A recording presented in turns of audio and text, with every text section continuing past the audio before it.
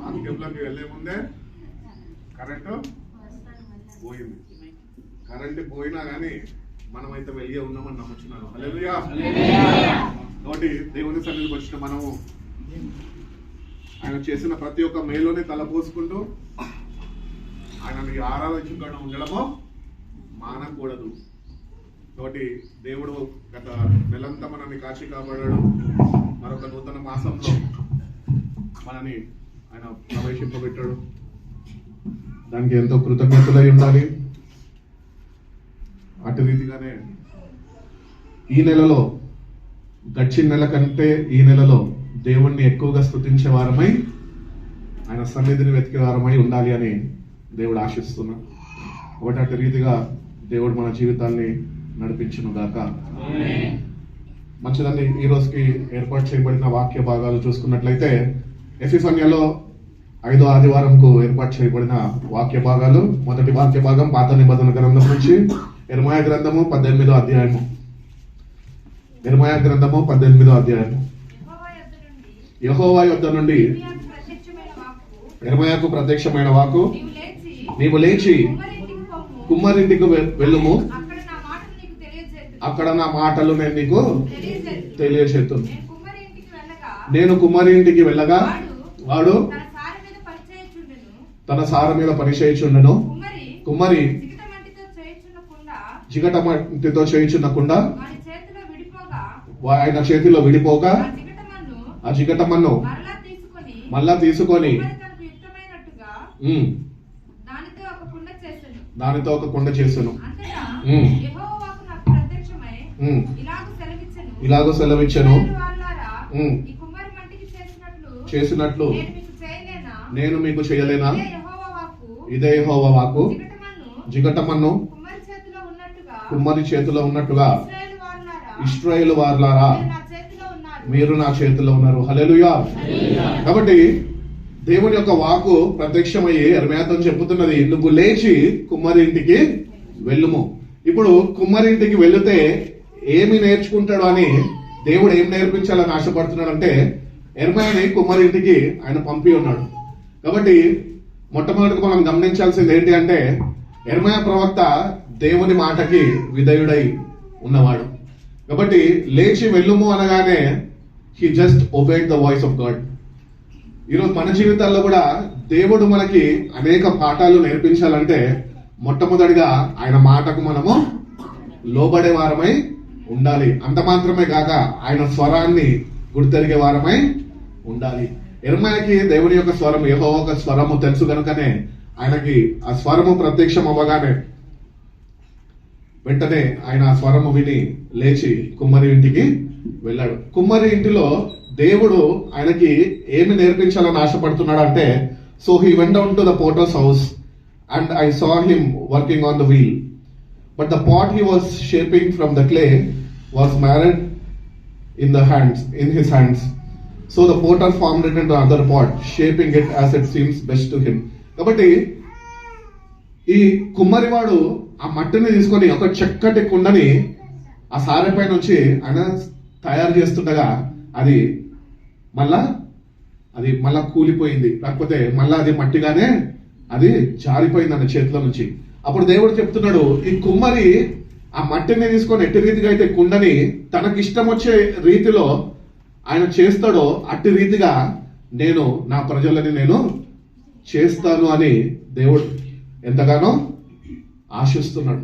కాబట్టి ఇక్కడ మనం తెలుసుకోవాల్సిన విషయం ఏంటి అంటే మనము దేవుని చేతిలో ఉన్నాము అని అనుకుంటున్నాము, కానీ మనము దేవుని చేతిలో ఏమాత్రము లేము. మనము దేవుని చేతిలో ఉంటే గనక వాక్య ప్రకారం చూసుకుంటే గనక మన జీవితాలు ఎప్పుడో బాగుపడేవి, చక్కగా నిర్మించబడేవి. ఈరోజు కుమ్మరి చేతిలోకి మనము అప్పగించుకోవాలి. కుమ్మరి మనని సారెపై నుంచి అనేక విధాలుగా ఆయన మనని సరి చేయడానికి ఆయన ప్రయత్నిస్తూ ఉంటాడు. కాబట్టి మనము మన జీవితాన్ని ప్రతినిత్యము దేవుని చేతిలో ఉండే రీతిగా మనం జాగ్రత్త చూసుకోవాలి. ఎందుకంటే ఒక్కసారి కుండ కుమ్మరి చేతి నుంచి పడిపోయిందనుకో ఆ కుండకి విలువ ఉంటుందా? ఆ కుండకి విలువ ఉండదు. మన జీవితాలు కూడా అంతే. ఎప్పుడైతే రక్షణ పొందుకొని దేవునిలోనికి వచ్చామో మన జీవితము ఆయన చేతుల్లో భద్రపరచబడాలా, ఆయన చేతులతోని బాగు చేయబడాలా, ఆయన చేతుల్లో కాపాడబడాలా, ఆయన చేతుల ద్వారా మన జీవితాలు కాపాడబడాలి. ఇక్కడ దేవుడు తెలియజేస్తున్నాడు. కొద్దిగా లోతుగా మనం ఆలోచిస్తే కనుక ఈ కుమ్మరి మట్టిని తీసుకున్నాడు. మట్టి అంటే మనము.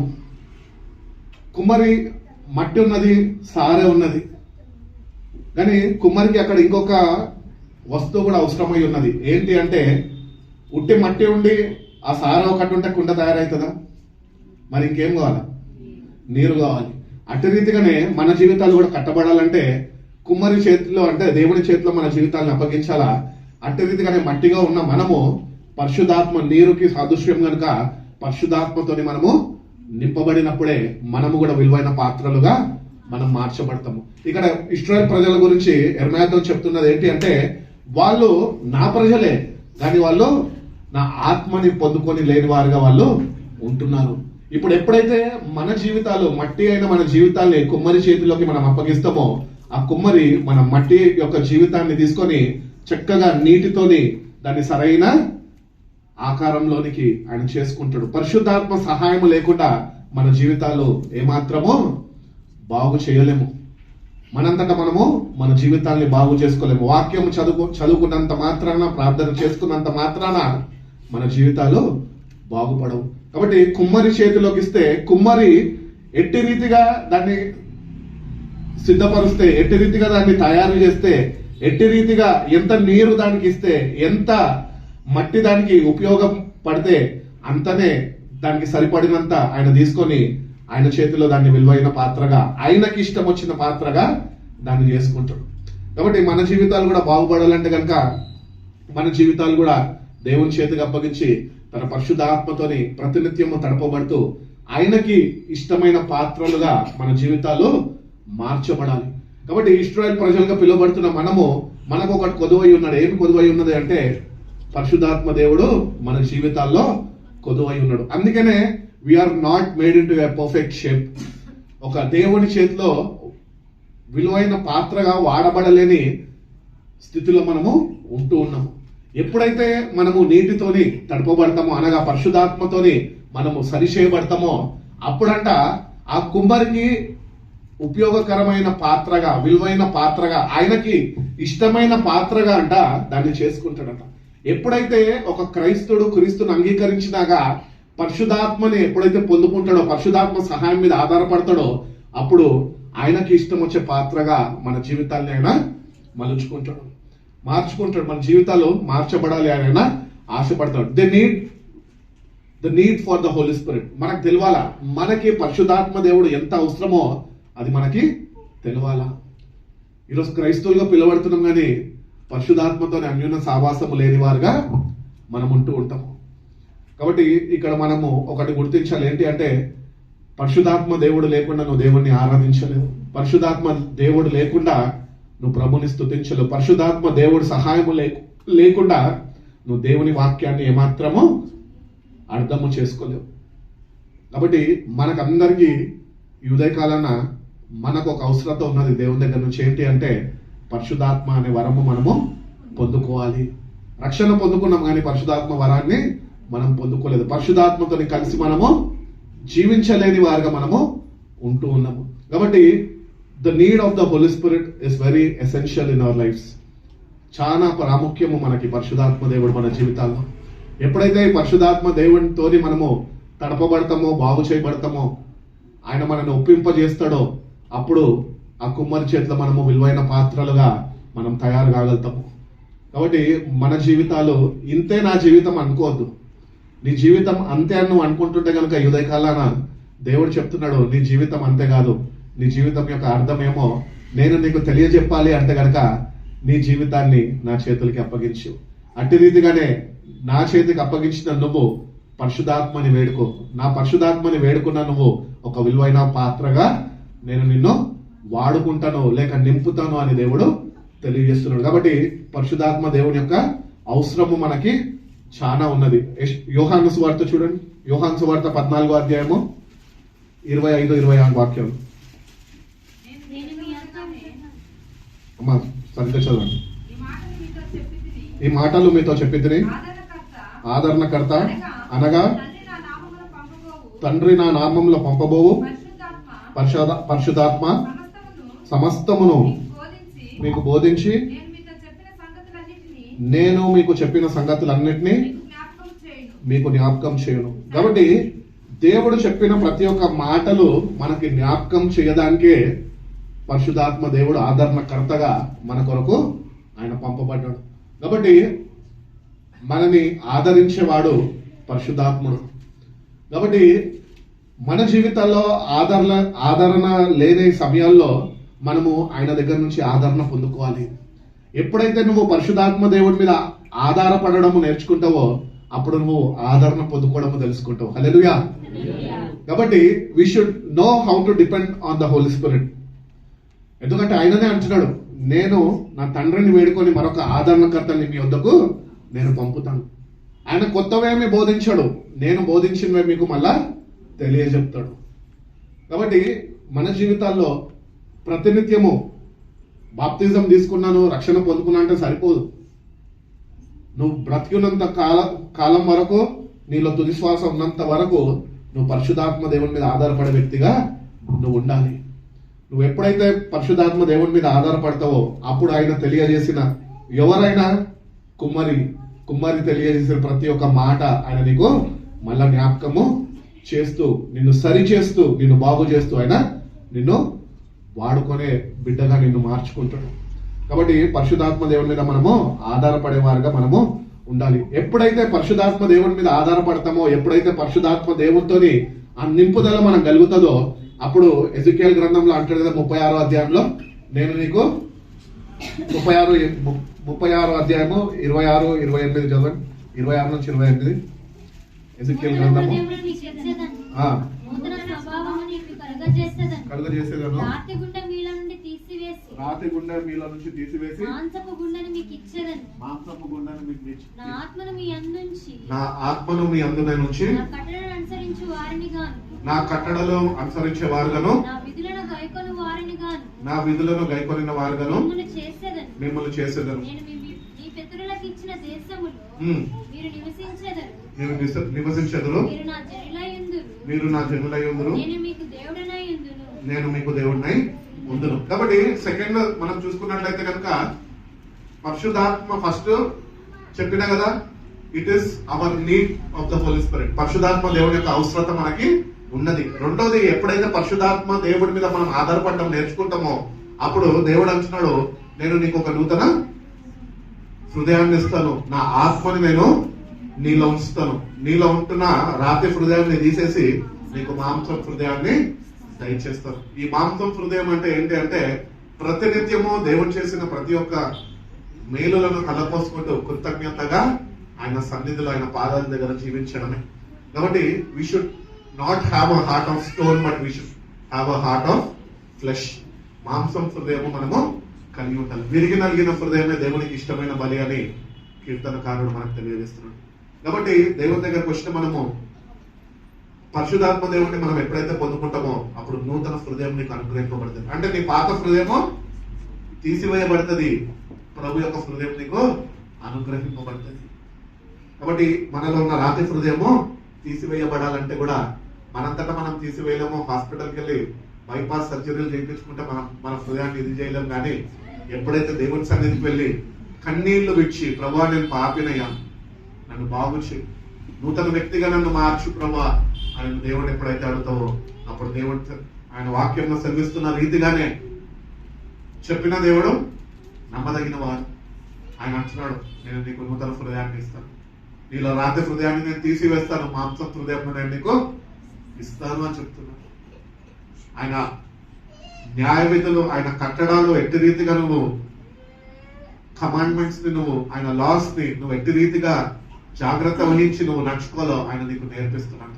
ఈరోజు మనకుంటున్న హృదయాన్ని బట్టి, రాతి హృదయాన్ని బట్టి దేవుని యొక్క వాక్యము ఎంత చదివినప్పటికీ ఆ ప్రకారము మనము నడుచుకోలేని వారుగా మనం ఎందుకుంటున్నామంటే మనలో ఉన్నది రాతి హృదయము. ఈ రాతి హృదయము ఎప్పుడైతే పరిశుద్ధాత్మ దేవుని మీద ఆధారపడుతూ దేవుని యొక్క సహాయం వేడుకుంటుంటుందో ఈ రాతి హృదయం నీలో నుంచి తీసివేయబడి మాంసం హృదయం నీకు అనుగ్రహింపబడినప్పుడు దేవుని యొక్క న్యాయ విధులు, ఆజ్ఞలు గైకొని ఆ ప్రకారము భయభక్తులు కనపరుస్తూ నువ్వు ముందుకు నడుచుకోగలవు. నీలో రాతి హృదయం ఉన్నంత వరకు దేవుడి మార్గంలో నువ్వు ఏమాత్రము నడవలేవు. కాబట్టి దేవుడు తెలియజేస్తున్న రీతిగా రాతి హృదయం మనలో నుంచి మనం తొలగించమని దేవుణ్ణి అడిగేవారమై ఉండాలి. రోమిల్ రాసిన పత్రిక 8వ అధ్యాయం 26, 27 చూడండి. అటువలే ఆత్మయు మన బలహీనతలను చూచి సహాయము చేయుచున్నాడు. ఎలయనగా ఎలాగూ ప్రార్థన చేయవలెనో మనకు తెలియదు గాని మూలుగులతో ఆ ఆత్మ తానే మన పక్షముగా విజ్ఞాపన చేయుచున్నాడు. కాబట్టి మనము ఏమని ప్రార్థన చేయాలో మనకు తెలియదంట. మన క్రైస్తవులకు పిలవడుతున్నాం కదండి. అంటే ఆత్మ లేని వారుగా మనం ఉంటున్నాము. అందుకనే మనం ఏమని ప్రార్థన చేయాలో మనకు తెలియనప్పుడు ఆయనంట మనకి సహాయకర్తగా మనకి సహాయపడుతున్నాడంట. ఎట్టి రీతిగా ప్రార్థన చేయాలి, ఎట్టి రీతిగా ఆయన సన్నిధిలో గోజాడుకోవాలి. ఆయన మన పక్షాన నుండి ఆయన మన కొరకు విజ్ఞాపన చేస్తున్నాడంట. కాబట్టి ఈ పరిశుద్ధాత్మ దేవుణ్ణి మనము ఎప్పుడైతే కలిగి ఉంటామో, ఎప్పుడైతే పరిశుద్ధాత్మ దేవుని మీద ఆధారపడతామో, ఆయన మన పక్షాన నుండి ఎట్టి రీతిగా నువ్వు ప్రార్థన చేయాలో, ఎట్టి రీతిగా నువ్వు ప్రభు యొక్క చిత్తాన్ని నువ్వు గుర్తెరిగి ఆ చిత్తాన్ని నెరవేర్చాలో ఆయన నీ జీవితంలో ఆ దేవుని కార్యాన్ని ఆయన జరిగిస్తాను అని ఆయన తెలియజేస్తున్నాడు. కాబట్టి మనమే ప్రార్థన చేయమంటే చేస్తాం. మంచి మంచి ప్రార్థనలు చేస్తారు చాలా మంది. నాకు భయం వేస్తుంటది వీళ్ళు ఆపారా బాబు అని. అంటే ఎదుటి వ్యక్తి పొగడాలన్నమాట. నాకంటే ప్రార్థన పరుడు ఇంకొకడు లేడు అని ఎదుటి వ్యక్తి కొరకు వీళ్ళు ప్రార్థన చేసే వారుగా ఉంటారు. దేవుని సన్నిధికి వచ్చినప్పుడు దేవునికి ప్రార్థన చేసే వారుగా మనము ఉండాలి. మనం ఎప్పుడైతే దేవుడికి ప్రార్థన చేసే వారుగా మనం ఉండగలుగుతామో, మనుషుల వైపు చూడక, మనుషుల యొక్క మెప్పు కోరుకోక, అప్పుడు పరిశుద్ధాత్మ దేవుడు మనని మన పక్షాన ఉండి మన నిమిత్తము ఆయన మనకు తోడ్పడి మన నిమిత్తమైన విజ్ఞాపన చేస్తున్నాడు. కాబట్టి పరిశుద్ధాత్మ దేవుడు మనకు చాలా అవసరం మన జీవితాలు. ఫస్ట్ అన్న కదా, ఫస్ట్ ఏమంటున్నాడు, ఆయన మనకి అనేక సంగతులు దేవుడు ఏవైతే చెప్పి ఉన్నాడో అవన్నీ మనకి జ్ఞాపకం చేస్తాడు. రెండోదిగా రాతి హృదయాన్ని తీసేసి మాంస హృదయాన్ని అనుగ్రహిస్తాడు. ఆయన కట్టాల్లో న్యాయ విధులు ఎట్టి రీతిగా నడుచుకోవాలో ఆయన నీకు నేర్పిస్తాడు. నీ పితరుల యొక్క ద్వేషంలోనికి నిన్ను నడిపించి నిన్ను స్థిరపరుస్తాడు. అట్టి రీతిగా చూసినట్లయితే మనకి ప్రార్థన చేయడం రాదు, అని ప్రార్థన నీ కొరకు నీ పక్షాన ఉండి ఆయన నీ నిమిత్తము విజ్ఞాపన చేసేవాడుగా ఉంటున్నాడు. రెండోదిగా మనం చూసుకున్నట్లయితే ఆ కుమ్మరి ఇంటి యొద్ద నేర్చుకోవాల్సిన విషయాలు ఏంటి అంటే, మొట్టమొదటిది నేను చెప్పిన కదా, పరిశుద్ధాత్మ సహాయం మనకి కావాలి. We're in the want of the Holi Spirit. అంత్య దినాల్లో ఉంటున్నాము, ప్రభు రాకడ సమయంలో ఉంటున్నాము, కానీ సంఘము ఇంకా పరిశుద్ధాత్మతోని నింపబడలేదు, పరిశుద్ధాత్మతోని వాళ్ళు నింపబడలేదు. కానీ ఇక్కడ తెలియజేస్తున్నాడు, మొట్టమొదటిగా నువ్వు పరిశుద్ధాత్మతోని నింపబడాలి. ఆ కుమారి ఇంటి దగ్గర రెండో ప్రాముఖ్యమైన విషయం మనం నేర్చుకోవాల్సింది ఏంటి అంటే, మనము ఇంకా పాత్రలము కాలేదు. Hallelujah. We are not yet pots. మనం ఇంకా ఒక పాత్ర వలె చేయబడలేదు. ఈరోజు కుమారి ఇంటి దగ్గరికి వెళ్ళి మనం నేర్చుకోవాల్సిన విషయం ఏంటి అంటే, ప్రభా ఈ వాక్యం నేను చదువుతుండగా ధ్యానిస్తుండగా నన్ను కూడా పాత్రగా లేని నా జీవితాన్ని ఒక విలువైన పాత్రగా నువ్వు నన్ను మార్చు, నీ ఆత్మని ఈ పాత్రలో నింపు ప్రభా అని, నేను కూడా నీ చేతిలో ఒక విలువైన పాత్రగా వాడబడతా ప్రభా అని, ఒక పాత్రగా నిన్ను చెయ్యమని దేవుడు నిన్ను అడగాలి. నువ్వు రక్షింపబడ్డావు, క్రైస్తవుడు అని పిలువబడుతున్నావు, సమాజంలో గుర్తింపబడ్డావు, పలానా చర్చ్ మెంబర్ అని పిలువబడుతున్నావు, బాగానే ఉంది. కానీ నువ్వు యజమానుడి చేతిలో ఒక విలువైన పాత్రగా ఇంకా నువ్వు నిర్మించబడలేదు. ఈరోజు నిర్మించబడని మన జీవితాల్ని దేవుడు అంటున్నాడు, నువ్వు కానీ నా దగ్గరకు వస్తే కనుక నేను నిన్ను ఒక విలువైన పాత్రగా నేను నిన్ను నిర్మిస్తాను. నిర్మించడం మాత్రమే కాదు, తన ఆత్మతో నింపి ఆయన నిన్ను ఆయన కొరకు వాడుకొని ఘనమైన పాత్రగా ఆయన నిన్ను చేస్తాను అని ఆయన తెలియజేస్తున్నాడు. యెర్మయా గ్రంథం 18వ అధ్యాయం 4వ వాక్యం చదువు.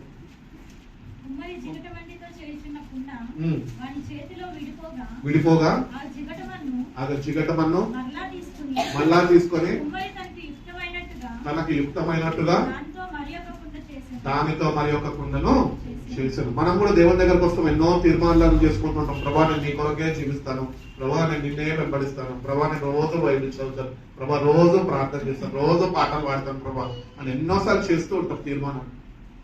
కానీ అవి చేయకుండా మన దినాల్ని గడిపేస్తూ ఉంటాం.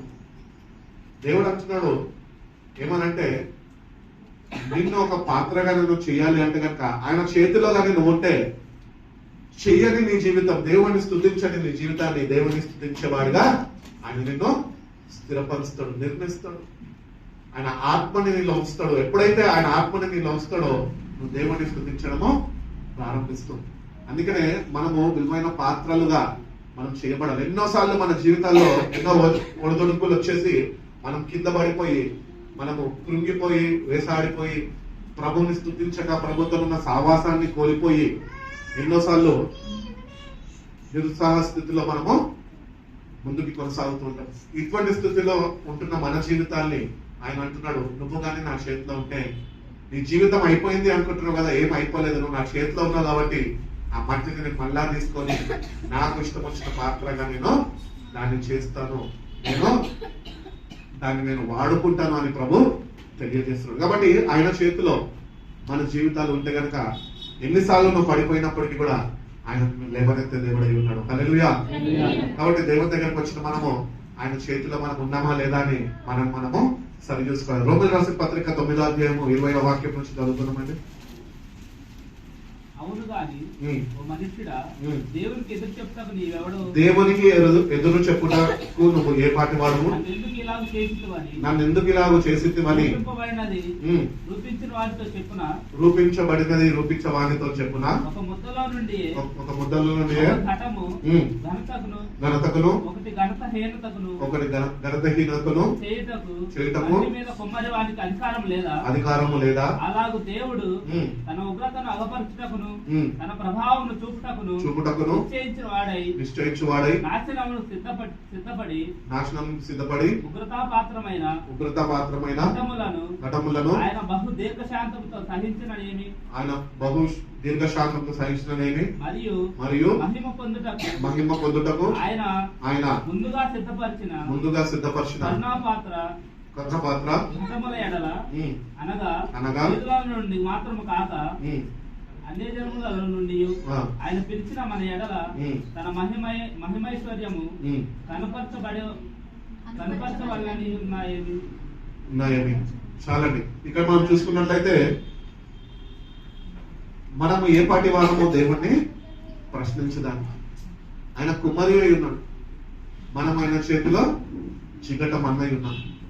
మనము దేవుణ్ణి ఏ విషయంలో ఎన్నడూ ప్రశ్నించడానికి వీలు లేదు.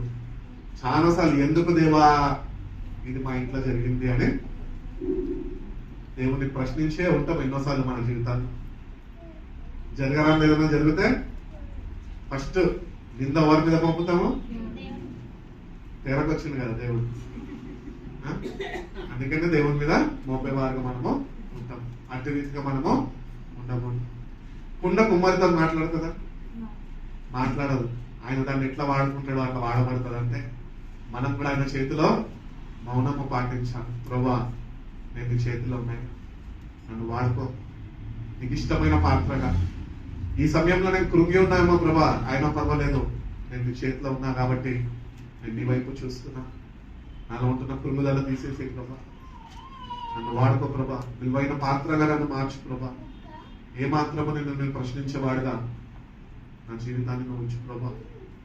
నువ్వేది చేస్తా నీ చిత్త ప్రకారంలో నా జీవితంలో నువ్వు జరిగించు ప్రభా అని మనము దేవునికి ప్రతినిత్యము కృతజ్ఞులై ఉండాలి. ప్రతినిత్యము ఆయన చేసిన త్యాగాన్ని తలపోసుకుందాం. విలువ పెట్టి మనం కొనుక్కున్నాడు, విలువైన పాత్రలుగా మనం చూడాలని ఆశపడ్డాడు. ఈరోజు దేవుని చేతిలో నువ్వు కానీ నీ జీవితాన్ని అప్పగించుకుంటే కనుక దేవుడు ఒక విలువైన పాత్రగా ఆయన చేయాలని ఆశపడుతున్నాడు. ఎదురు చెప్పేవాడుగా నువ్వు ఏమాత్రం ఉండదు, కానీ ఆయన యుద్ధకు వచ్చి ఆయన రక్షకుడిగా అంగీకరించిన నువ్వు ఆయన ఎట్టి రీతిగా అయితే కల్వరి శిలువలో ప్రాణాన్ని అర్పించడానికి ఆయన సిద్ధపడినప్పుడు మౌనాన్ని పాటించడం నీ జీవితంలో కూడా నువ్వు మౌనాన్ని నువ్వు పాటించేవాడిగా ఉండాలి. ఎందుకు నా ఉద్యోగము పోయింది, ఎందుకు నా వివాహము బ్రేక్ అయిపోయింది, ఎందుకు నా జీవితంలో ఇన్ని కష్టాలు, ఎందుకు నా జీవితంలో ఇన్ని నష్టాలు, నాకే ఎందుకు వస్తున్నాయి ఈ శ్రమలు అని అడగడానికి నువ్వు ఏమాత్రము యోగ్యుడవి కాదు. దేవునికి తెలుసు నీ జీవితంలో ఏం కష్టాలు వస్తాయో. నేను దేవుని ఒకటి సూటిగా నమ్ముతాను, ఏంటి అంటే ఆయన చిత్తము లేకుండా ఏది మన దగ్గరికి రాదు, ఏది మన జీవితాల్లో జరగదు. కేవలం ఆయన అనుమతిస్తేనే ఏదన్నా మన జీవితంలో ప్రవేశిస్తుంది. కాబట్టి దేవుణ్ణి మనం ఏమాత్రం ప్రశ్నించదు, కానీ దేవుణ్ణి ఆరాధిస్తున్న మనము ఆయనను బట్టి ఆయన దగ్గర ఏం నేర్చుకోవాలంటే మౌనాన్ని నేర్చుకోవాలి, మౌనంగా ఉండడం నేర్చుకోవాలి. ఎప్పుడైతే నువ్వు మౌనంగా ఉంటావో ఆయన సన్నిధి, ఆయన ప్రసన్నతని నువ్వు అనుభవించగలుగుతావు. మనం మౌనం పాటించము, ఎదురు మాట్లాడతాం. మనుషులతోనే అట్టి రీతిగానే ఉంటాము, దేవుణ్ణి కూడా అట్టి రీతిగా ప్రశ్నించేవారుగా మనం ఉంటుంటాం. కానీ దేవుడు అంటున్నాడు వాక్యం ద్వారా, మీరు ప్రశ్నించద్దు, మౌనము పాటించండి. నేను ఏమి చేయబోతున్నానో వేచి ఉండి చూడండి అంతే. ఆయన మన జీవితంలో గొప్ప కార్యాలు చేస్తాడు. నేను ఎన్నోసార్లు అనుకున్నా నా జీవితం ఇంతే, ఇంకా నా జీవితంలో మంచి రోజులు లేవు అని నేను ఎంతో కుంగుదలకు లోనైపోయి భయంకరమైన పరిస్థితికి దిగజారిన వ్యక్తిని. అప్పుడు దేవుడు అంటున్నాడు, నీ జీవితం ఇంతే కాదు బిడ్డ, నువ్వు అంత భయపడకు, అంత ఆందోళన చెందకు, నీ జీవితం ఇది కాదు, నీకు మరొక జీవితం నేను అనుగ్రహించబోతాను. మనం మౌనంగా ఆయన సన్నిధిలో ఉన్నప్పుడు ఆయన అనేక విషయాలు మనకు తెలియజేస్తాడు. అటు రీతిగా ఎప్పుడైతే మౌనంగా ఆయన వైపు చూస్తామో మనని విలువైన పాత్రలుగా మనం మౌనం పాటించినప్పుడు మనమైనా ఏర్పరచుకుంటాం అని తెలియజేస్తున్నాం. అదే విధంగా మనం చూసుకున్నట్లయితే అదే ఇర్మయా గ్రంథం చూడండి, 18వ అధ్యాయము 6వ వాక్యం చదువు. ఇశ్రాయేలు వారులారా, మీ కుమ్మరి మంటికి చేసినట్లు నేను మీకు చేయలేనా? ఇదే యెహోవా వాక్కు. కాబట్టి మన జీవితాల్లో ఒకటే గుర్తించాలి, ఏంటి అంటే మట్టికి కుమ్మరి ఎట్టి రీతిగా అయితే ఆ కూలిపోయిన మన్నుని తీసుకొని అది మళ్ళా విలువైన పాత్రగా ఆయనకి ఇష్టం వచ్చిన రీతిగా ఆ నీటితోనే దాన్ని తడుపుతూ ఆ సారపైన దాన్ని ఉంచుతూ దాన్ని చక్కగా ఒక మంచి షేప్ లోకి తీసుకొని వస్తాడు. అట్టి రీతిగానే మనది కూడా అంట, మన జీవితాన్ని కూడా అంట దేవుడు ఒక చక్కటి మాదిరికరమైన జీవితాలు, అనేకులకి ఆశీర్వాదకరమైన జీవితాలుగా మన దేవుడు ఆయన మారుస్తాడు. కాబట్టి మనం విశ్వసించాలి. ఏమని విశ్వసించాలి? నా ప్రభు నా జీవితాన్ని మార్చబోతున్నాడు, ప్రభు నా కన్నీటిని తుడవబోతున్నాడు, ప్రభు నా పోగొట్టుకున్న రక్షణ ఆనందాన్ని మళ్ళా తిరిగి నాకు ఇవ్వబోతున్నాడు అని మనం విశ్వసించాలి. విశ్వాసం ఉంటేనే దేవుని కార్యాలను నువ్వు చూడగలుగుతావు. ఈరోజు వాక్యం చదువుతాం, వాక్యము ధ్యానిస్తాము, ప్రార్థన చేసేస్తాం, కానీ విశ్వాసాన్ని కనపరచాలి కనుక మనం ఉంటున్నాం. అందుకనే మన జీవితాల్లో విశ్వాసంతో దేవుని దగ్గరికి వెళ్ళాలి. ప్రభా, నేనైతే దేవుని దగ్గరికి వెళ్ళాను విశ్వాసంతో, ఒకటే విశ్వాసంతో వెళ్ళాను. లోకంలో అందరూ హేళన చేశారు, లోకంలో అవమానపరిచారు, చూటిపోటి మాటలు అన్నారు, అసలు నా బ్రతికి ఎందుకు అనుకున్నా అన్ని మాటలు అన్నాను. అప్పుడు నేను ఒకటే అనుకున్నాను, ఏంటి ప్రభా నా జీవితం ఇంతేనా నా జీవితం అని ఎంతో బాధపడుతున్నప్పుడు దేవుని వాక్యాన్ని గుర్తించి ఒక విశ్వాసంతో నేను ఆయన వైపు తిరిగి ప్రార్థన చేయగలిగాను. ఏంటంటే ప్రభా, అందరూ నన్ను అసహించుకున్నారు, కానీ నువ్వు నన్ను ప్రేమించే దేవుడు నేను విశ్వసిస్తున్నా, అదే విశ్వాసంతో నేను నీ దగ్గరకు వచ్చాను.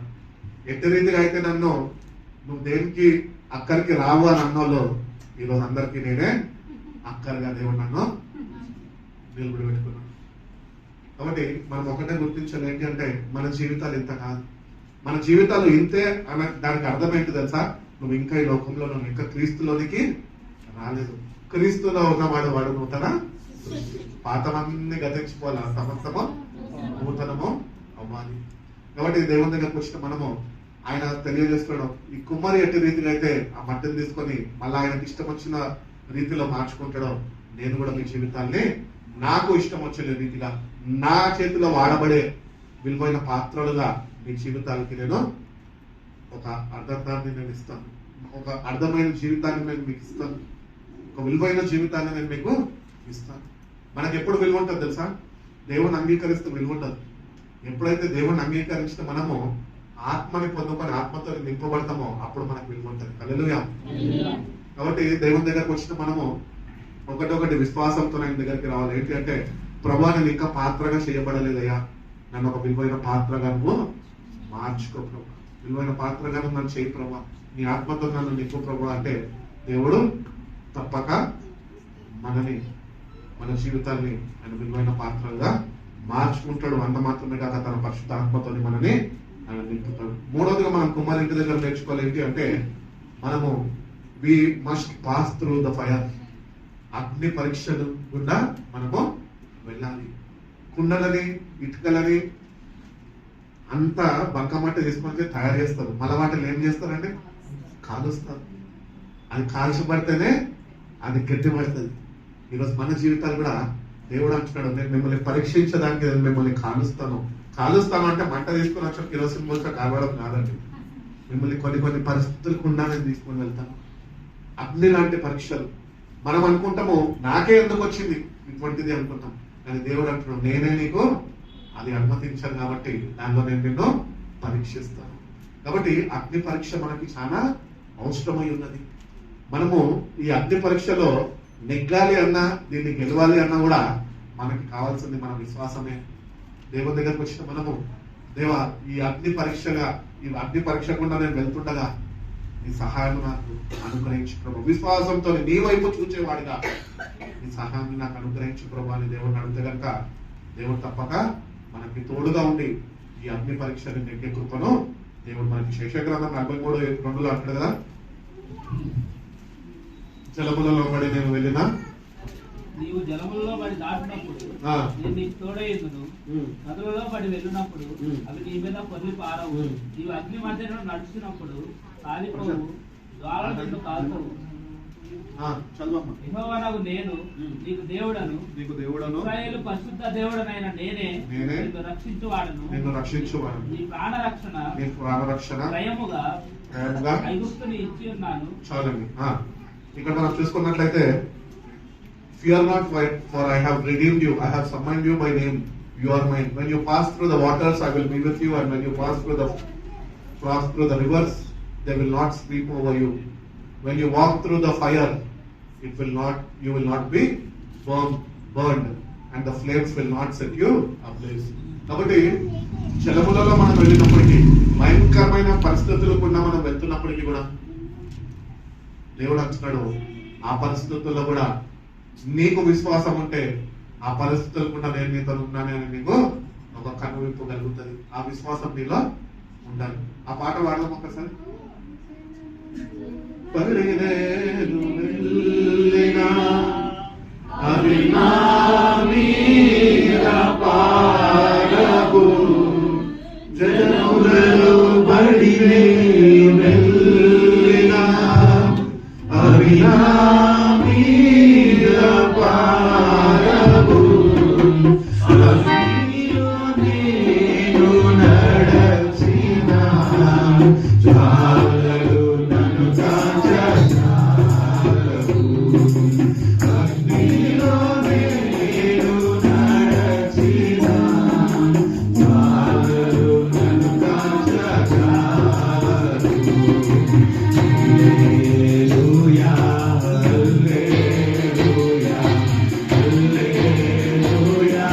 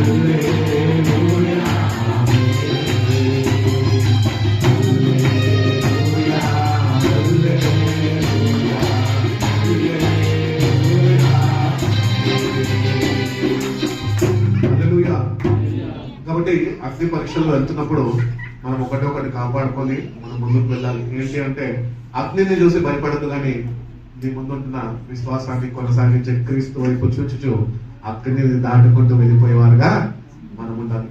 పేతురు రాసిన మొదటి పత్రిక 1వ అధ్యాయం 7వ వాక్యం చూడు. నశించిపోవు సువర్ణము నశించిపోవు సువర్ణము అగ్ని పరీక్ష వలన సిద్ధపరచబడుచున్నది కదా, దానికంటే అమూల్యమైన మీ విశ్వాసము ఈ శోధనల చేత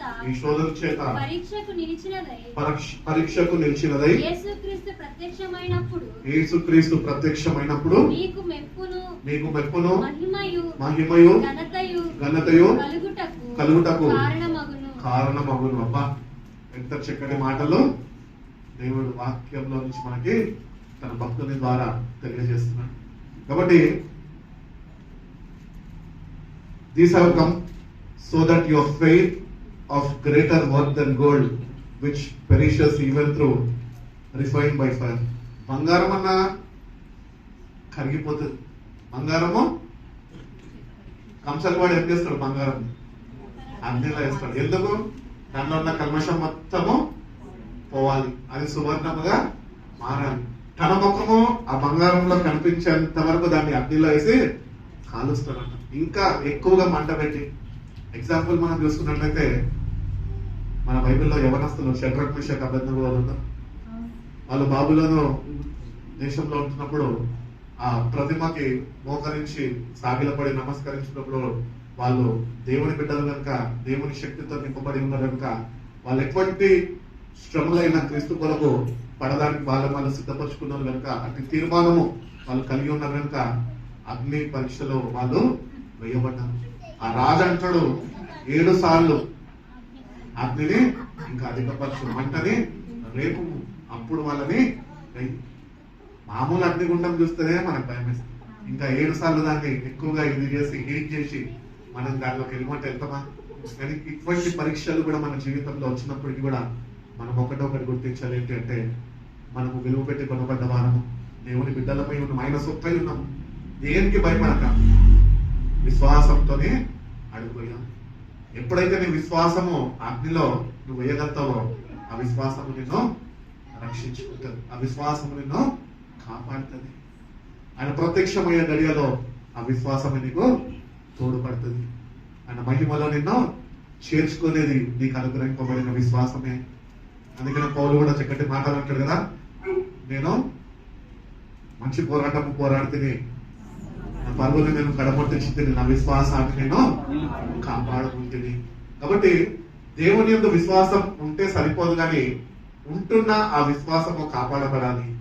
ఎట్లా కాపాడబడుతుంది అంటే ప్రతిదినము ఆయనతోని అన్యోన్య సావాసంతోని, పరిశుద్ధాత్మ దేవునితోని, వాక్యముతోని, ప్రార్థనతోని అది కాపాడబడుతుంది.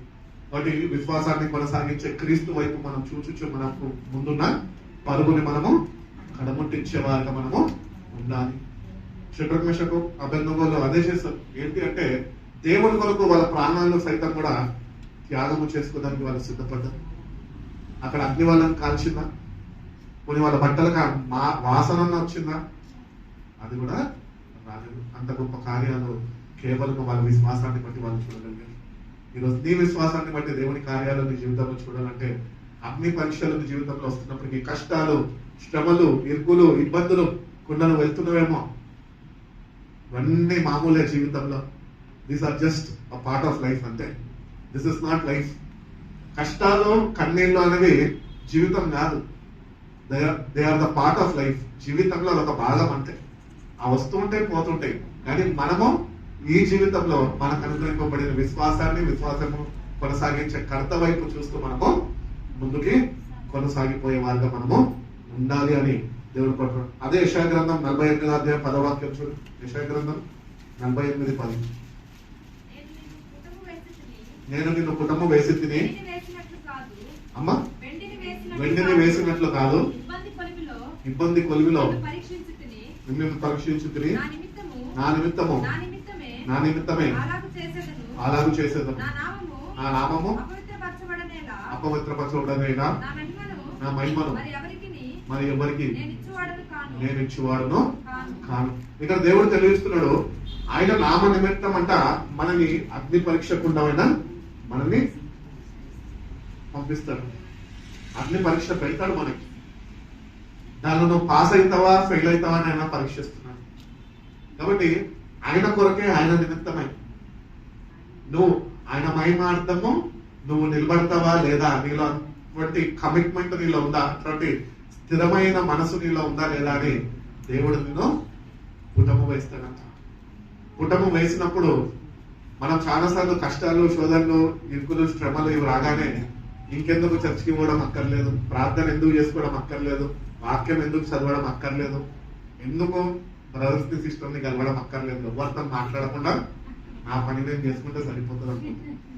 అట్టి రీతిగా కాదండి. అట్టి రీతిగా మనం ఏమాత్రమో ఉండకూడదు. దేవుడు అన్ని పరీక్ష చేస్తుండగా ఎక్కువ కష్టాలు ఉన్నప్పుడే అప్పుడే ఎక్కువగా దేవుళ్ళను ఆనందించగలుగుతాం. హల్లెలూయా. ఇది నాకు నా అనుభవం. ఇది ఎక్కువ కష్టాలు అనుకుంటా మనం వెళ్తున్నప్పుడు ఎక్కువ ఆయన ప్రసన్నతని, ఆయన సన్నిధిని మన వ్యక్తిగత జీవితాల్లో మనం అనుభవించగలుగుతాం. ఎందుకంటే ఈ కష్టాలు, ఈ ఇరుకులు, ఇబ్బందులు, ఈ సమస్యలు, ఈ శ్రమలు, ఈ పోరాటాలన్నీ దేవుడు ఎందుకు మనకు అనుమతించాడంటే నువ్వైనా దగ్గరగా చేరుతావని. ఇవన్నీ దేవుడు మన జీవితంలో అనుమతిస్తూ ఉంటాడు. ఎందుకు తెలుసా? మనం అందరి నుంచి దూరం అయిపోయి ఆయనకి దగ్గరగా అవ్వాలని. కాబట్టి దేవుడి దగ్గరకు వచ్చిన మనము ఇటువంటి పరీక్షలు దేవుడు మనం నడిపిస్తుండగా మనం ఏమాత్రం అధైర్యపడక విశ్వాసాన్ని ప్రదర్శిస్తూ, దేవా నువ్వు ఇచ్చిన విశ్వాసాన్ని బట్టి నువ్వు నాకు తోడుగా ఉండి నన్ను నువ్వు లేవనెత్తి నడిపించాయి. ఈ పోరాటాలన్నింటినీ నేను జయించి కృపను నాకు అనుగ్రహించు ప్రభా. ఇట్టి విశ్వాసంతోనే నేను నీ యొద్దకు వచ్చి ఉన్నా ప్రభా అని మనం ఎప్పుడైతే దేవుడి దగ్గరికి వెళ్ళగలుగుతామో దేవుడు మనకు అన్నింటిలో నుంచి గొప్ప విషయాన్ని దేవుడు మనకి అనుగ్రహిస్తాడు. కాబట్టి ఆయననే, ఆయన మహిమాన్వితము మన నిపుటము వేస్తాడు. బంగారం వేసినట్టు వెండేసినట్టు కాదు, మనం వేస్తాడు. మన జీవితాల్లో కొన్ని కష్టాలు అనుమతిస్తాడు. ఆయన చిత్తము ఆయన జరిగించుకోవాలంటే మనము ఆ కష్టాలు గుండా వెళ్ళాలి. ఆ కష్టాల గుండా వెళ్ళినప్పుడే ఆయన చిత్తం ఏంటో గుర్తెరిగి ఆయన చిత్తాన్ని నెరవేరుస్తాడు. మన జీవితం ద్వారా ఆయన నామము మహిమపరచబడుతుంది. కొరింథీయులకు రాసిన పత్రిక చూడు, మొదటి పత్రిక 3వ అధ్యాయము 11 నుంచి చదువుతుంది, ముగించేస్తారు. అమ్మా, వేయబడినది తప్ప మరి ఒక పునాది ఎవరు వేయనేరడు. ఆ పునాది యేసుక్రీస్తే. చదవండి.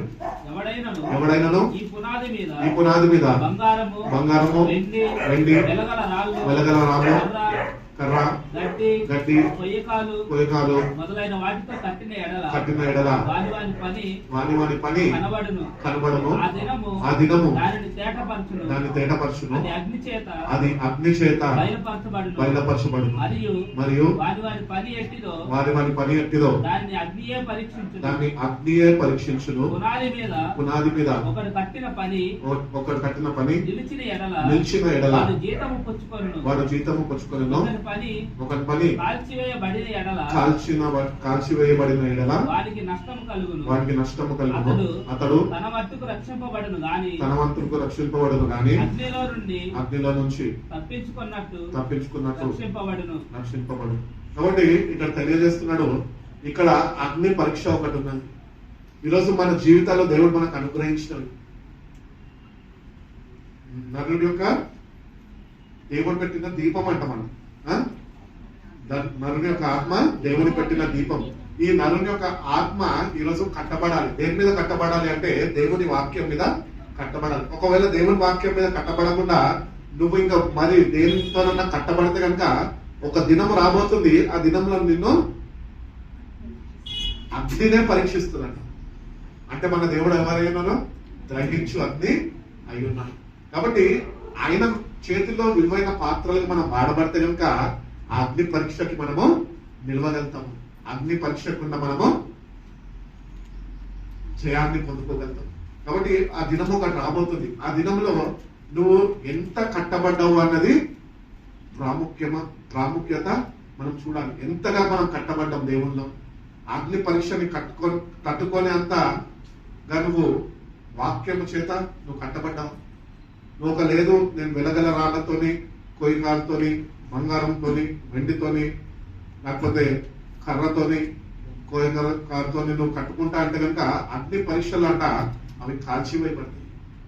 కానీ దేవుడు మనకిచ్చిన ఈ విలువైన జీవితము కాల్చివేయబడకుండా దేవుని శక్తితోని దేవుని చేత కట్టబడినది ఉంటే కనుక నువ్వు అగ్ని పరీక్షని నువ్వు ఎదుర్కోగలుగుతావు. ఆ అగ్ని పరీక్షలో కాలకుండా ఒకవేళ నువ్వు కానీ దాన్ని పాస్ అవుతే కనుక నీకు నీ రివార్డ్ అనేది నీకు ఇవ్వబడుతుంది, నీ జీవితం నీకు ఇవ్వబడుతుంది. ఒకవేళ నువ్వు నిలబడలేక ఒకవేళ కాలిపోతే నష్టపోయేది నువ్వే. కాబట్టి మనం చాలా జాగ్రత్తగా ఉండాలి. ఈరోజు దేవుని సన్నిధికి వస్తున్నాము, దేవుని వాక్యం వింటున్నాం, వాక్యాన్ని చదువుతున్నాం, వాక్యాన్ని ధ్యానిస్తున్నాము, వాక్యాన్ని వింటున్నాము. కానీ వినటం వల్ల విశ్వాసం వస్తుంది అంటే అది సెకండరీ, పక్కకు పెట్టేసేది. కానీ వింటున్నా నువ్వు ఆ ప్రకారం నడుస్తున్నావా, ఆ ప్రకారం జీవించగలుగుతున్నావా? ఒకవేళ వింటున్నా నువ్వు ఆ ప్రకారం వెళ్ళి జీవించగలితే దేవుడు చెప్పిన ఈ అగ్ని పరీక్షకి నువ్వు తట్టుకోగలుగుతావు, దాని గుండా నువ్వు నెగ్గగలుగుతావు. ఒకవేళ లేదు నీ జీవితం కానీ విని విడిచిపెట్టేదిగా ఉంటే, వాక్యానుసారంగా నువ్వు నడుచుకోకపోతే కనుక నువ్వు ఒకరోజు అగ్ని పరీక్ష ఏమాత్రమో ఎదుర్కొనే కాల్చబడతావు. కాబట్టి మన జీవితాలు ఎట్లున్నాయి ఈరోజు? దేని చేత నీ జీవితం కట్టబడుతున్నది? వాక్యం చేత కట్టబడుతున్నదా? క్రీస్తు అనే పునాది మీద స్థిరపరచబడుతున్నదా? అంచెలంచెలుగా కట్టబడాలా క్రీస్తు అనే బండ మీద మన స్థిరపరచబడాలి. కడితేనే కదా స్థిరత్వం ఉంటుంది. కట్టాలి. మన జీవితాలు కూడా వాక్యం మీద కట్టబడాలి. అప్పుడే క్రీస్తు అనే బండ మీద స్థిరపరచబడాలి. కాబట్టి ఈ పరీక్ష ఒకటి ఉన్నది. ఆ దినము దేవుడు ప్రతి ఒక్కరిని వాళ్ళ క్రియల చొప్పున ఆయన పరీక్షిస్తాడంట. కాబట్టి ఈ పరీక్షల్లో మనము పాస్ అయ్యేవారుగా మనం ఉండాలి అని దేవుడు ఎంతగానో కోరుకుంటున్నాడు.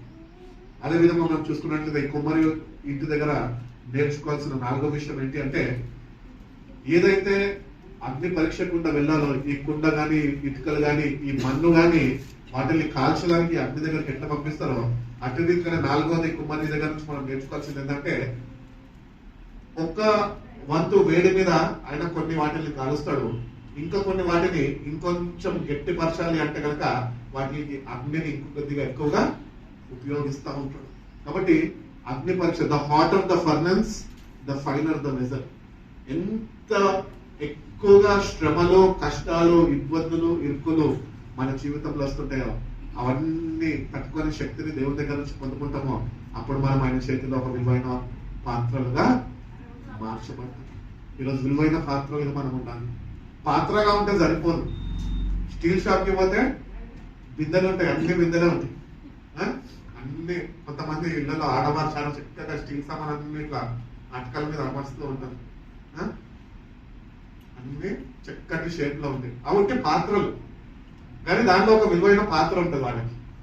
అటువైతే ప్రభు చేతిలో కూడా మనం పాత్రల వల్లే ఉండడం కాదు, కానీ ఆయన చేతిలో విలువైన పాత్రలుగా మన జీవితాల్లో ఉండాలి. అంటే ఎక్కువగా దేవుని కొరకు ఎన్ని శ్రమలైనా, ఎన్ని శోధనలైనా, ఎన్ని ఇరుకులైనా, ఎన్ని ఇబ్బందులైనా దేవుని కొరకు ప్రభా నువ్వు నన్ను నడిపిస్తావు అని దేవుని వైపు చూస్తూ విశ్వాసంతో ముందుకు నడుచుకుంటుంటే కనుక దేవుని చేతిలో దేవుడు నిన్ను ఒక విలువైన పాత్రగా ఆయన నిన్ను ఎన్నుకుంటాను అని తెలియజేస్తాను. కీర్తనల గ్రంథం 12వ అధ్యాయం 6వ వాక్యం చూడు.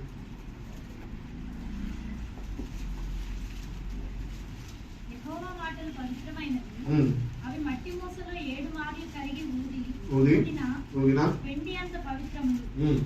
యెహోవా చాలు. And the words of the Lord are flawless, like silver refined in the furnace of flame, purified 7 times. 7 మార్లు ఆయన కాల్చినప్పుడు ఆయన మాటలు అంత విలువైన. కాబట్టి దేవుని మాటలు మన హృదయంలో మనం భద్రపరచుకోవాలి. ఎప్పుడైతే దేవుని వాక్యము, దేవుని మాటలు మన హృదయంలో భద్రపరచబడతాయో అప్పుడు ఎటువంటి పరీక్షలను మనము పాస్ అవ్వగలుగుతాం, ఎదుర్కోగలుగుతాం, గొప్ప విజయాన్ని మన జీవితాల్లో మనము చూడగలుగుతాం. కాబట్టి ఈ శ్రమలు, ఇబ్బందులు, ఇరుకులు, కష్టాలు ఇవన్నీ వస్తున్నప్పుడు నువ్వేం చేయాలంటే, అయ్యో నాకే ఎందుకు ఇవి అని కాదు. ఆ సమయంలో అవన్నీ ఎదుర్కొంటున్నా నువ్వు, వాటి మధ్య నుంచి వెళుతున్నా నువ్వు ఎక్కువ సమయము ప్రభుత్వాన్ని గడిపేవాడుగా, ప్రార్థన చేసేవాడుగా, ఆయన సహాయం మీద ఆధారపడేవాడుగా, పరిశుద్ధాత్మ దేవుని సహాయాన్ని పొందుకునేవాడుగా ఆయన సన్నిధిలో వేచి ఉండాలి. తిమోతి రాసిన 2వ పత్రిక ఒకసారి చూడండి, ముగించేస్తాను. తిమోతి రాసిన 2వ పత్రిక 2వ అధ్యాయము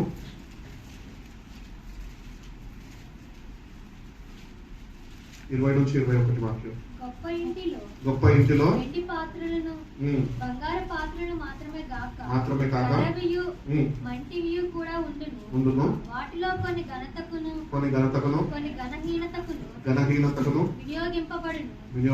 ఎవడైనా వీటిలో చేరక తన్ను తాను పవిత్రపరచుకొనిన యెడల వాడు పరిశుద్ధపరచబడి యజమానుడు వాడు కొనుటకును అర్హమై ప్రతి సత్కార్యమునకు సిద్ధపరచబడి ఘనత నిమిత్తమై పాత్రై ఉండును. If a man cleanses himself, ఒక మనిషి వాడిని వాడు పరిశుద్ధపరచుకుంటే, పరిశుద్ధపరచు యెహోవాను నేనే అంటే దేవుని దగ్గరకు వచ్చి దేవా నన్ను పరిశుద్ధపరచు అంటే ఆయన పరిశుద్ధపరచలేదు. నువ్వు ఆయన వాక్యాన్ని చదివి ఆ ప్రకారం నడుచుకున్నప్పుడు ఒక పరిశుద్ధమైన జీవితము దేవుడు దాన్ని స్థిరపరచబడడానికి నీకు సహాయాన్ని అనుగ్రహిస్తాడు.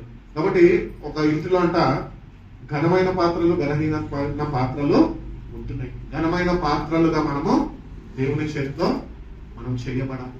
దేవుని ఆత్మతో నింపబడినప్పుడు, దేవుని కొరకు మనం ప్రతిష్ఠించుకున్నప్పుడు, దేవుని కొరకు నేను జీవిస్తానని ఒక తీర్మానం చేసుకున్నప్పుడు దేవుడు మనని ఘనమైన పాత్రలుగా ఎన్నుకుంటాడు. సత్క్రియలు చేయడానికి, మంచి క్రియలు చేయడానికి ముందుగానే మనని సిద్ధపరిచి ఉన్నాడు. జగత్పునాది వేయబడక మునిపే, తల్లి గర్భంలో రూపింపబడక మునిపే ఆయన నిన్ను ఏర్పరచుకున్నాడు.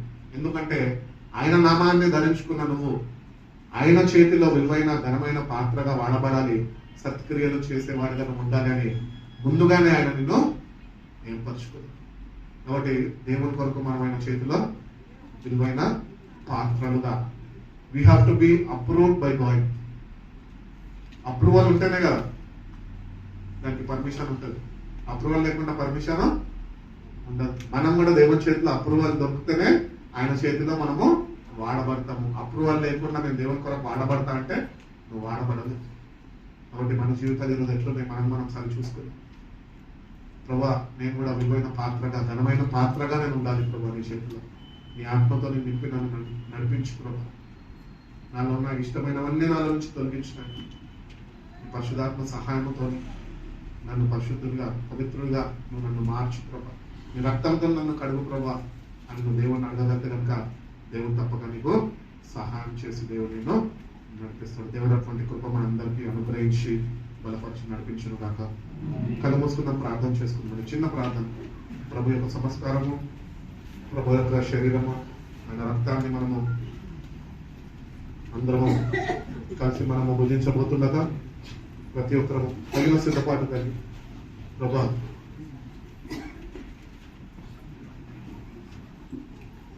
నీ వాక్యాన్ని మేము ధ్యానించున్నామై. అవును ప్రభా, ఎర్రని నొప్పించి ప్రభా నీ వాకు ప్రత్యక్షమైన కుమ్మరేంటి దగ్గరికి వెళ్ళి ప్రభా అనేక విషయాలనైనా మీరు తెలియజేసి ఉన్నారు ప్రభా. అవును ప్రభా, పాత్రల్లో ఉంటున్న మేమునైనా నీ ఆత్మతో నింపబడలేని వారిగా మేము ఉంటున్నాం ప్రభా. పాత్రలుగా మమ్మల్ని మీరు చేయండి ప్రభా. నీ చేతిలోనైనా ఒక నూతన పాత్రగానైనా మా జీవితాన్ని మీరు మార్చండి ప్రభా. ఆ పాత్రలలోనైనా నీ పరిశుద్ధాత్మనైనా మీరు కుమారించండి. మీరు మాకు తోడుగా ఉన్నట్టు మీ సహాయం మాకు అనుగ్రహించండి. మా అంతటా మేము ఏమీ చేయలేము కానీ ప్రభా నీ వల్ల మేము సమస్తము చేయగలుగుతామయ్యా. మీరు మాకు తోడుగా ఉండండి. మేము ఇంకానైనా నేను అంగీకరించి రక్షణ పొంది ఇంకా నీ కొరకునైనా పాత్రలుగా వాడబడలేని పరిస్థితుల్లో మేము ఉంటున్నాము ప్రభా.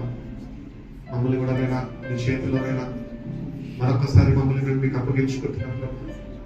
ఎట్టి రీతిగా అయితే కుమారునైనా ఆ మట్టిని తీసుకొని మళ్ళా దాన్ని బాగు చేసి ప్రభా ఒక విలువైన పాత్రని నైనా సిద్ధపరచడం, అటు రీతిగా నేను మా జీవితాన్ని నీ చేతులకు అప్పగిస్తున్నాం ప్రభా. పాడైపోయిన మా జీవితాన్ని నైనా మీరు బాగు చేయండి. నీకు విలువైన పాత్రలుగానైనా మా జీవితాన్ని మీరు మమ్మల్ని మార్చుకోండి ప్రభా. మీ సహాయం మాకు అనుగ్రహించండి. అవును ప్రభా, మా జీవితాల్లోనైనా మీ చేతిలో వాడబడే పాత్రలుగా మేము ముందు వ్యక్తిగా అటు ఆశను మేము కలిగి జీవించే. అవును ప్రభా, మా జీవితాల్లోనైనా అగ్ని పరీక్షలు లాంటివన్నైనా శ్రమలనైనా మేము ఎదుర్కొంటున్నప్పటికీ ప్రభా నా విశ్వాసంతో నేను వాటిని ఎదుర్కొనే కృపను మా ప్రతి ఒక్కరికి మీరు దయచేయండి. మీరు మాకు తోడుగా ఉన్నారు ప్రభా. ఎక్కువగా శ్రమలనైనా మా జీవితాల్లోనైనా వచ్చినప్పుడు ప్రభా ఎక్కువగానైనా మేము ప్రార్థనలోనైనా సమయం గడిపే కృపను మాకు దయచేయండి. అంటే శక్తినైనా మీకు మాకు అనుగ్రహించండి. నూతన కార్యాలు మా జీవితంలో మీరు జరిగించండి. మీరు మాకు తోడుగా ఉన్నారు ప్రభా. మీరు మమ్మల్ని ప్రేమించినైనా మీ ప్రాణాన్ని మా కొరకునైనా కలవలసిలో దారవలసారు ప్రభా. దాన్ని బట్టి మీకు వందనాలు. మీ దృష్టిలోనైనా యోగ్యమైన రీతిగా ప్రభా వల్లలోనైనా మేము చేయబట్టుటకు ప్రభా పరిణసితో పాటు మా ప్రతి ఒక్కరికి మీరు అనుగ్రహించండి.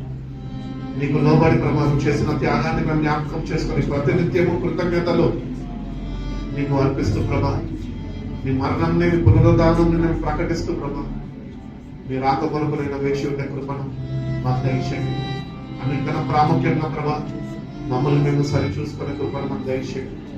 మమ్మల్ని మేము వాక్యంతో సరిదిద్దుకొని ప్రభా నీకు అంగీకారమైన బిడ్డలుగా విలువైన పాత్రలుగా ముందుకు కొనసాగే కృపను మా ప్రతి ఒక్కరికి మీరు దయచేయండి. విన్న వాక్యాన్ని మీరు కంటే ఫలింపజేసి మా జీవితాల్లో నూతన కార్యాలు జరిగించి మా జీవితం ద్వారా మీరే ఘనత మహిమ ప్రభావాలు పొందుకుంటున్నాం. ఈ పరిశుద్ధ నామంలో ప్రార్థనలు వేడుకొచ్చిన పరమ తండ్రి.